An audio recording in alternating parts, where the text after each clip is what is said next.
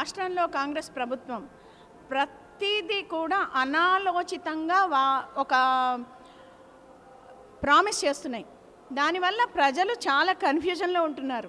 మీకు ఇప్పుడు వరకు మనకు తెలిసింది ఏంటంటే 42% ఏ రకంగా కూడా మరి పార్లమెంట్లో కానివ్వండి, గవర్నర్ ద్వారా కానివ్వండి, అసెంబ్లీలో కానివ్వండి, మరి ఒక సరి అయిన ప్రతిపాదిక రాకుండా, దానికి సరి అయిన ఏది లేకుండానే మీరు 42% ఎలా ఇస్తారు? అంటే ఈ బీసీలతో పాటు మీకు మహిళలు ఉన్నారు, ఎస్సీ ఎస్టీలు ఉన్నారు, ఓసీలు ఉన్నారు.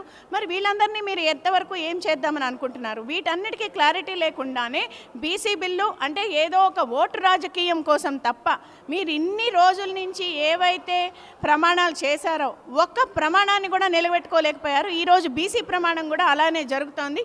ఎక్కడైతే ఈ 42% అని అంటున్నారో దాన్ని ఎట్టి పరిస్థితుల్లో కూడా మీరు దాన్ని మరి అన్ని పార్టీలు ఒకటైనా చట్టబద్ధం చేయకుండానే ఎలా తెస్తారు అన్నది ఇక్కడ ఒక పెద్ద ప్రశ్న. ప్రజలని మరి చిన్న చూపు చూసి ప్రజలతో చెలగాటమాడుతుంది కాంగ్రెస్ పార్టీ అని తెలియజేస్తున్నాను. అసలైన తొలి వెలుగు. ఫాలో వాట్సాప్ @తొలి వెలుగు official.